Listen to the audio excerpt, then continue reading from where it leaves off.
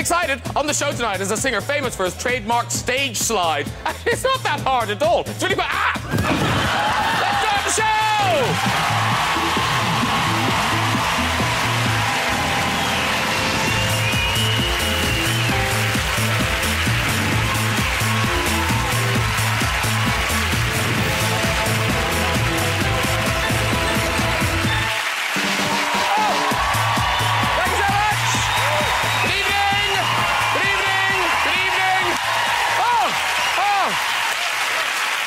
Excited for you. What a great show we've got for you this week. Yes, as you might have guessed, the smoothest singer in town, Michael Buble, is here.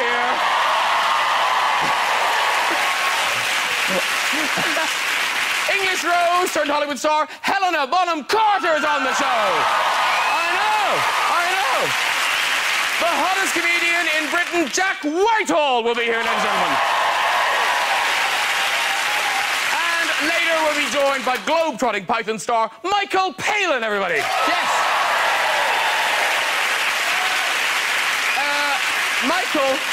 Michael will be telling us all about his latest travels around Brazil. Oh, Brazil, what a country. Full of beautiful women and football. Not really my bag.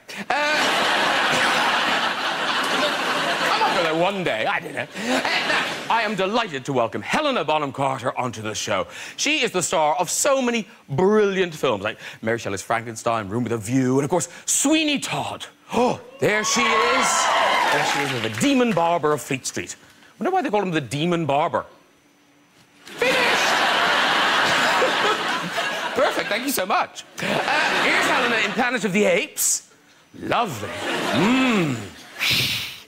She played an ape that formed a romantic attachment to a human. Hey, you know, it could happen. Could, yeah.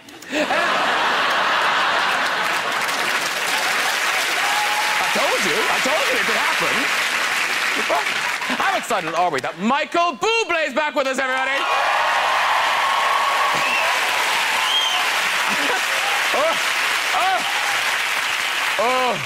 There's a bank of ladies over there, so...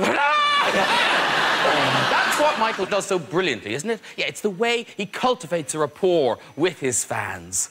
Yeah. I'll give you another song. Michael, incredibly popular, especially amongst women of a certain age, getting drunk and waving their knickers at him. Let's get the yes song! Later, we'll be joined by Mr. Michael Palin. But first, time for some classic Whitehall comedy. It's Jack Whitehall! Suited, booted, like I'll come this way, I'll give him that. Hello, sir. Very nice to see you. Have a seat, do. Christmas has come early. It's Michael Buble! Leather, denim. Really good. Nice to see you. Jack, Michael, Jack. And it's time to get Carter. It's Helena Bonham Carter! Woo! Woo! Hello, you lovely woman. More. Down. Very nice to see you. Never met before. Look at the bonding. It's nice. It's a chat show, everybody. Are you expecting company, Helena? No, it's just me. I know, it is excessive. Jaeger bomb with a coffee chaser. I like your style. Yeah. No, they have different things, you see. The Diet Cokes gets you up. Water just flush through, and then coffee if I do fall asleep, which I won't. Wow. Helena's high hopes for the show. We nodded off a bit towards the end. Do you know what else I really like about this sofa? It's nice when the people are fans of each other. Because, Michael Buble, how many times did you see Helena's last film, Dark Shadows? Honestly, in the theater 5 times, and I took my friends, my family. I just thought it was a beautiful movie. I was so entertained through the whole thing. Thank you. Did you pay 5 times? Yes, wow. For a lot of people. Yeah. I wish everybody else saw it 5 times. I liked it so much. Did you see it once? I bet you did not see it. I thought it was so good. Sure? I filmed it on a camcorder, burnt it to it. Because I wanted all my friends to see it as well. And I gave it to them at a very reasonable price. Jack Whitehall, very excited. A little bit of wee might come out of Jack Whitehall. He's so excited. I am on the same sofa as Michael Buble. This... I listen, He's Michael. Michael, he's not making this up. I'm so excited to be here with you this evening, and because I'm at a stage in my life, right? All my friends, they're still like they're going out, right, Graham, and they're having like these all-night raves, and they're like partying and getting drunk. I'm so over that. My ideal night these days: go home, run a bath, light some candles, open a bottle of Shiraz, put on a little bit of this gentleman's music here, and have what I like to refer to as a Buble bath. You know, It's the dream, Michael. I honestly... It's so good. This is... You don't even know. This is absolutely crazy that you would say that. Because I have kept this in my wallet forever. It's not a photo of him, Is it the restraining order?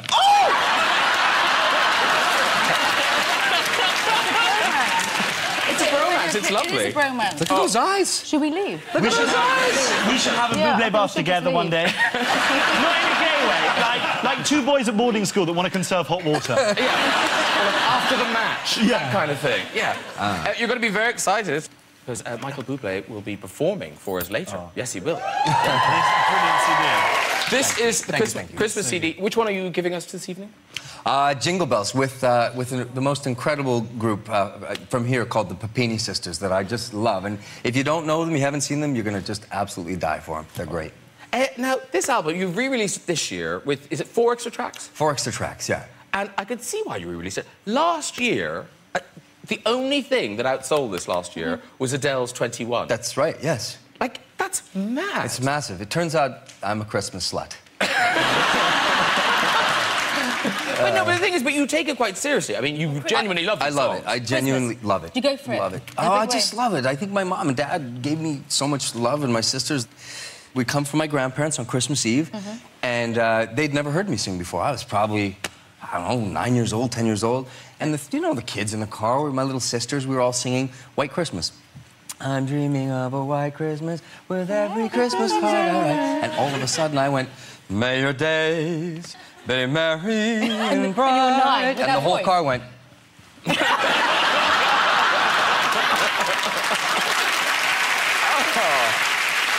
Because Christmas in the Bonham Carter Burton family. Yeah. Because we have a vision of your lives. I know, it might be slightly different from the actual one. So is it quite traditional, your It's Christmas? completely traditional. Oh, really? Yeah, it's really boring. Boring. Yeah, no, maybe the first Christmas he decorated the tree. I thought he likes having creative control of the tree because he's quite artistic, so he did the tree and everything, which looked all very... But then as you got closer, you realised there were some zombies and dead babies and stuff like that. This is where I was just like, you know... Are you really? There were. No, honestly, he does. He's sick. He's obviously a sick man. No, didn't you notice in Dark? But he loves, like in his movies, No, there's a he lot of loves it. Christmas in his For movies. Christmas. No, he loves Christmas. In fact, he went and got the lights today. And can I just clarify, because there's an awful lot in the paper about, Yeah. oh, that you guys live in separate houses. But you just live in a big house, don't you? You're right, it is.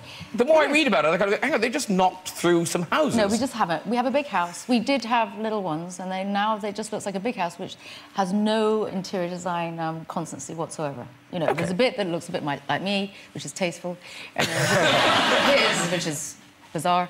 But no, there's not actually... Everybody seems to make us more interesting than we actually are. Yeah, you just live like rich people. It's just a big house. Exactly. An enormous Very house rich with people. different rooms. Yeah, very, very, very rich. Because the first time you spoke, though... At all, in No, life. to Tim. When Tim... Oh, yes. The first phone call. Yes. That didn't sound like the beginning of a romance. Well, for me, it was, actually. Oh. I was in Australia doing a film. No one saw that one, but I liked it. But anyway, and then he phoned up saying, I'm directing this film, Planet of the Apes. Hi, it's Tim Burton here. It was in the middle of the night, because Australia at the time, but never mind. Cut to the chase. And he said, yeah, don't take this the wrong way, but you are the first person I thought of to play a chimpanzee. And for me... I thought, God, he's never met me, but he's got me. Because he said, I've got this funny, intuitive feeling. And he has got a lot of instinct, good instinct about people that you like to cover up. And I said, you're completely right. And that was the first kind of spark. And there it began. And now It was that and her work in the PG Tips adverts, which was phenomenal. Because you guys been together now 10 years. Congratulations. Thank you, 11 years. 11 years? Yeah. Which is very good. That took the man from Canada to start the round of applause, because every British couple in here was just like, they must hate each other by now. Because, of course, Michael Buble Hi. A year and a half. Is it a year and a half? A bit over a year and a half now. You got married. Yes, though it feels like 20. No, I mean 20 happy years. No, it's great, yeah. Yeah, I married up, is what I did. Beautiful. I watched an actress called Luciana... Mrs. Buble. Is Lopetalo? Luciana Lorelelo Pelato. Wow. She is not Michael. They cut out the Lindsay Lohan. How do you... Because when I try and pull girls, I use Michael Buble. Because I don't know whether you're aware of this, but your music is clincher music. No, it is. If you take a girl out on a date, maybe things aren't going well, you get her back to yours, you stick on a little bit of Buble, boom, someone's getting fingered. That's how it works. Do you ever listen to one of your own CDs? Do you ever listen to one of your own CDs? You know, when I'm making a record, I'll go home and I'll listen to it so I can basically judge it and destroy it, and then go back in the studio the next day and re-sing it and all that stuff. You know what we're asking? It's the perfect... When I make love. When you make sweet love. When I make love. Because it is the perfect, that's the thing. People are like, oh, yeah, Barry White. No, you have sex with Barry White on in the background. You make love to Michael Buble. Yeah. I would get through like 10 seconds of one song. No. I bet you make love. Like Another summer day, thank you. I bet you make love like you make music. Just a cacophony of steady rhythms leading to a jazzy climax. Oh, man. But now, in terms of your relationship, love at first sight, you meet her. Yeah. But you can't communicate to begin with. Well, we couldn't communicate, and she couldn't speak at all. She couldn't speak English Where'd at you all. meet her? I met her in Argentina after a show, and I saw her across the crowded room. I was absolutely in love with her. Just turned out she was invited to an after-party thing that I'd had. She walked in with the greatest-looking guy I've ever seen. He made Brad Pitt look like a fat turd. And he came in, and he could speak a little English, and it was heartbreaking. Here you meet the woman of your dreams, and then you meet her boyfriend. And so I was already drunk, and as I got more drunk and more drunk, I was trying to figure out if they were together, but I didn't want to be rude. I would never do that to a guy. It's just bad form. So by the time a few drinks went by, I was trying to figure it out, and I was just wasted. And I ended up saying, like, oh, my God, look at your arms so big. You guys are so beautiful together. And he said, like, no, we're not together. And I said, like, oh, really? But by that time, my wife was already texting her mother saying, oh, my God, he is so gay.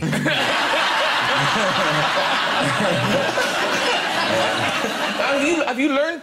Is it Spanish or Portuguese? Spanish. Brazil is Portuguese. Okay. Yeah. So have you learned Spanish now? I have a little bit. She says I speak like a caveman, though.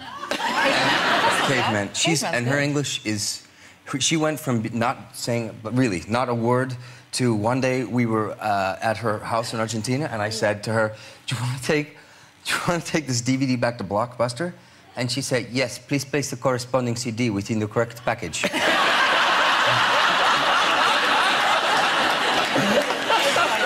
I married up. Now, listen, we must talk about your new movie. We must? Yes, we must. Oh, we must. Great Expectations. Wow. They've made it again, goddammit. You know what? Everyone's been... I've been talking about it a bit for the last 2 weeks, and everyone's like, again. OK, there was the telly one.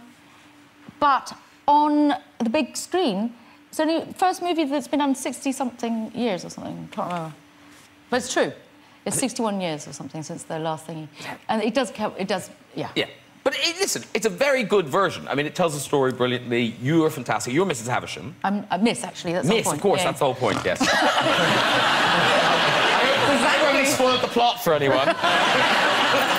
This one, she actually gets married. That's a good script. Really cheered it up. No, we thought we'd change it up. She actually gets married. I read it. Also, I wasn't trying to do something different, and so I thought, I read it. I did read it, I promise. And then the first day, there was one piece is that she, when she hears the news, she only puts one shoe on. So I played the whole thing up with one shoe on, one shoe off. So we never really got a shot of it. So when we actually saw it, Tim just thought like I was looking like as if I'm hobbling and trying to be old. And I said, I'm not trying to be old. I'm proud to be 45, and I'm 45. But I'm playing it like Cinderella, and it's all like fairy tale. Anyway, there are lots of fairy tale imagery, and it is a fairy tale. OK. So it's very Christmassy, and people should go to see it because Christmas and Dickens and everything. Yes. Well, I tell you what, to give people a taste of Great Expectations, which is out next Friday, that's the 13th of November, here is a clip, and it's